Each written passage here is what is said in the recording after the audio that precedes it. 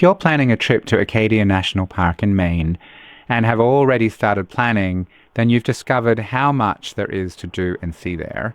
And you've already discovered how tricky planning a trip to Acadia can be. In today's episode, we're going to look at how to visit Acadia National Park like a pro. Hi, I'm James Ian, and I've written numerous guides and published several itineraries for Acadia National Park.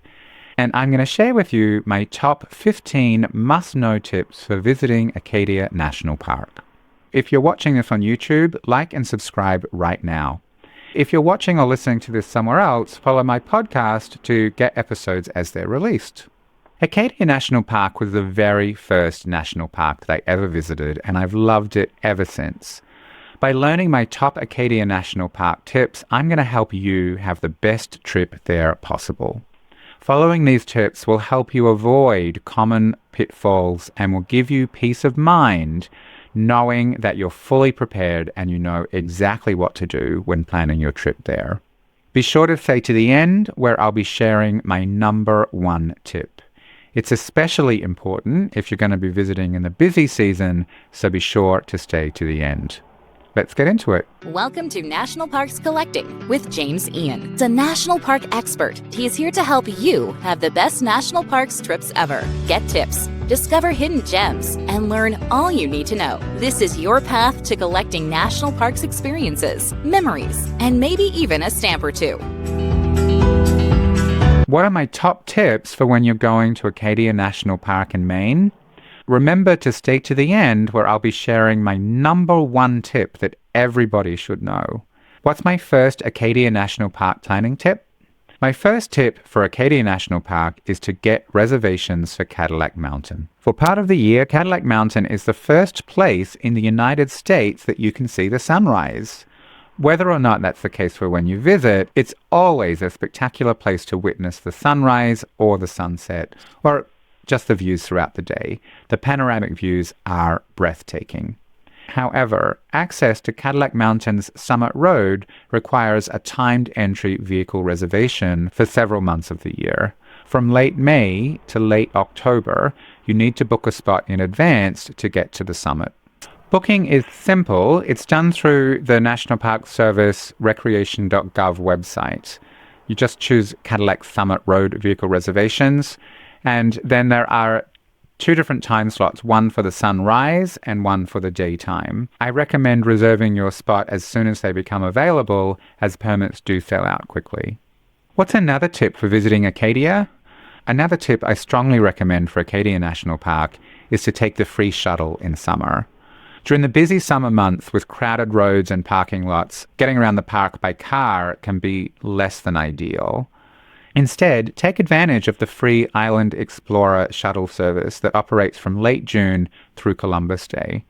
It's an eco-friendly option. It helps reduce traffic and protect the park's environment.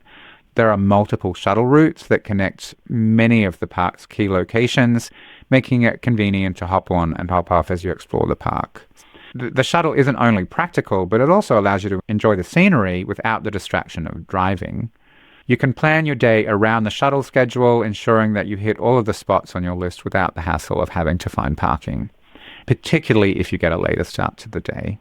What's another tip for a trip to Acadia National Park? One of my favorite tips for Acadia is to get out on the water. Acadia National Park setting is perfect for water-based activities. Being on the water gives you a chance to see the marine life, such as seals, porpoises, and if you're lucky, even whales.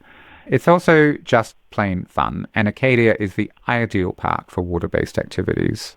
There's kayaking and sailing and taking in nature cruises. They're just fantastic ways to see the park from different perspectives. You can paddle along the rugged coastline in a kayak or a canoe. You can sail past lighthouses and islands. You can join a guided cruise to learn more about the local wildlife and history.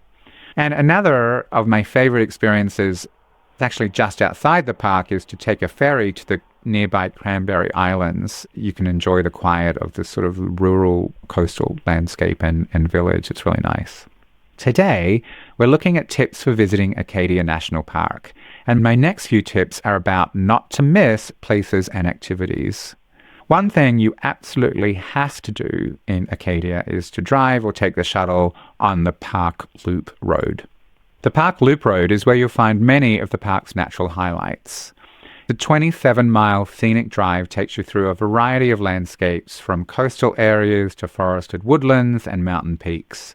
Many of the park's main attractions are found along the road, including Sand Beach, Thunderhole, and Otter Cliffs. To make the most of your drive, stop at Hulls Cove Visitor Centre first to pick up a map and get insight into the history and geography of the park. Then, as you travel the loop, take your time at each pullout and viewpoint. These spots showcase the best of Acadia landscapes, so don't rush. Each view is absolutely worth savouring. A great way to get the most out of your drive is to take an audio tour that you can play in your car as you go along. There's a link in the description below, but basically you download the audio tour before you go, and then it plays automatically as you get to different spots as determined by the GPS in your phone. You don't need cell service. It just plays automatically as you get to different spots. Very cool. What's another part of Acadia you must not miss? Another of my favorite places in Acadia is the historic Carriage roads. Acadia's carriage roads are an important part of the park's history and provide a unique way to explore the area. There are 45 miles of rustic roads that were originally constructed by John D. Rockefeller Jr. and are now a perfect way to explore the park. They weave through the heart of the park, crossing several iconic stone bridges along the way that are fun to see. You can cycle, you can walk, or you can even take a carriage ride on them. You can easily rent a bicycle in Bar Harbor, that's what I've done, and then put it in front of the shuttle bus and then cycle around the carriage roads. You can also book a carriage ride, so you can step back in time and experience the carriage roads in the way that they were originally designed to be experienced. What's another activity that you must not miss in Acadia? If you can, I strongly recommend that you hike the trails for incredible views. Acadia has over 158 miles of hiking trails, ranging from easy, family-friendly walks to more strenuous hikes that reward you with incredible views.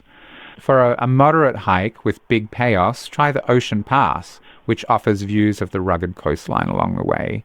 For more challenging adventure, the park is famous for its iron rung trails, semi-vertical hikes with ladders and iron rungs embedded into the side of the cliffs and steep drop-offs. The most famous is probably the Beehive. The scariest? Probably the Precipice Trail.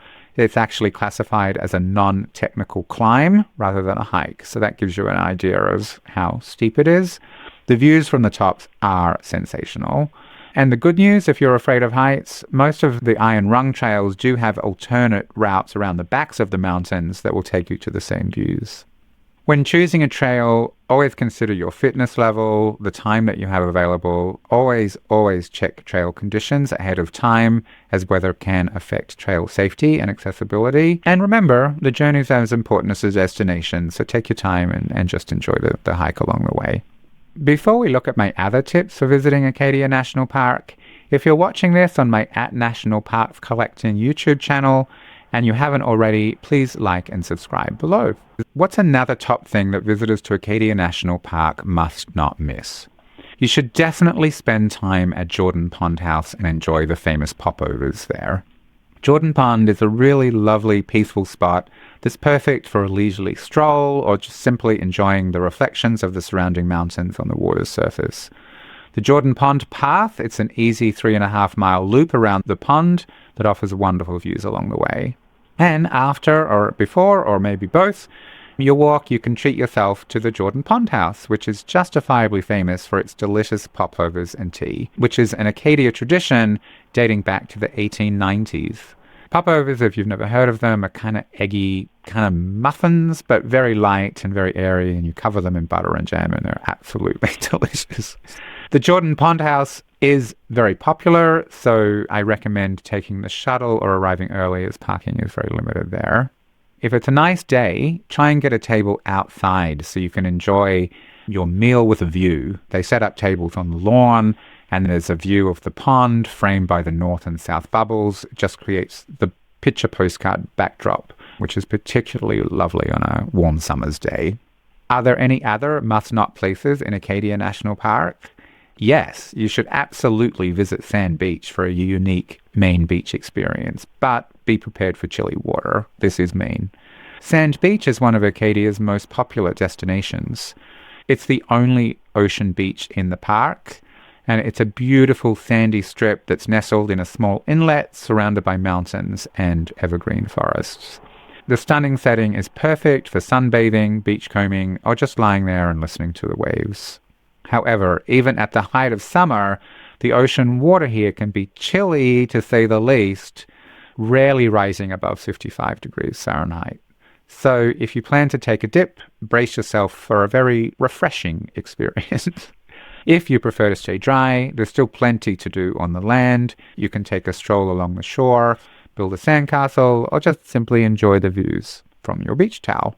And if you really want to swim somewhere more comfortable, head to Echo Beach at Echo Lake, where the water temperature is actually really lovely in summer.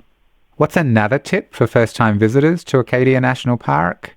I really recommend that you pack a picnic and enjoy many of the scenic picnic areas around the park.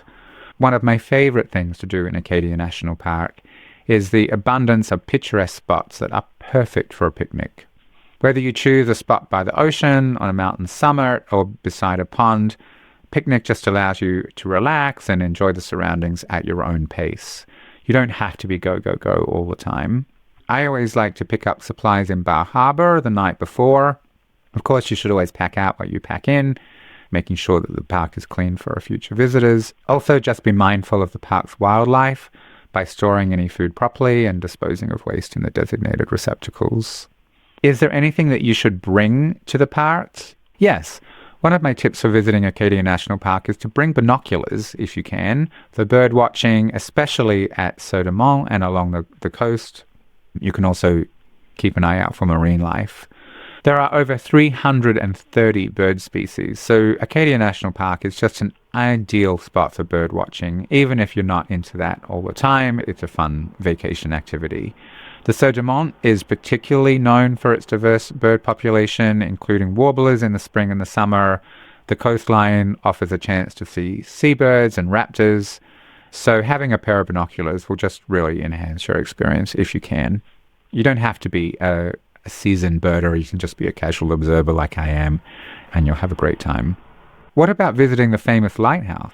Well, I have a tip for that for sure. If you want to photograph Bass Harbor Head Lighthouse at sunset, then you'll need to get there at least 3 hours in advance. Now, Bass Harbor Head Lighthouse is an iconic photo spot, and it's an absolute must-see for everybody, but particularly photographers. And it's especially famous for being photographed at sunset. However, although the sunset can offer dramatic lighting for your shots, the area becomes extremely crowded, and the parking lot's very small, and the rangers turn people away when it's full, and they only let people in as people leave, and people don't leave from mid-afternoon onwards because they're there to photograph the sunset. So if your heart is set on photographing the sunset at the lighthouse, you need to get there at least 3 hours before. However, I personally recommend not doing that unless you're a very serious photographer. You're going to be waiting there on slippery rock for hours. It's crowded. It's actually not that pleasant in my opinion. I think it's much nicer to get there for the sunrise. It's still really pretty, or just any time throughout the day. It's still really nice. It's just not the classic sunset shot. It's much more peaceful though. With Acadia being so crowded, is there a way to avoid the crowds? Yes. One tip that I have for escaping the crowds is to visit the quiet side of Mount Desert Island. It's actually called the quiet side because a lot fewer people go there. It's the western side of Mount Desert Island. It's much more laid back than the busier eastern side of the island. There are charming villages, there's less trafficked hiking trails, and there's beautiful harbors. It's absolutely worth going to. Here is where you can explore the Bass Harbor Head Lighthouse. You can hike up the top of Acadia Mountain. You can stop off at charming little villages along the way. It's really pretty. Are there other tips for escaping the crowds in Acadia National Parks? Yes. Another way to escape the crowds is to explore the less visited areas of the park, like the Schoodic Peninsula. It may seem impossible to escape the crowds at Acadia, but it's actually not that hard. If you're looking for a quieter experience with fewer people, then head to the Schoodic Peninsula. It's much less visited, but it's just as beautiful. The peninsula has a rugged coastline, crashing waves, quiet trails. So you can really immerse yourself in nature without being surrounded by so many people. What's the number one tip for visiting Acadia National Park? So far, we've looked at 13 tips for Acadia.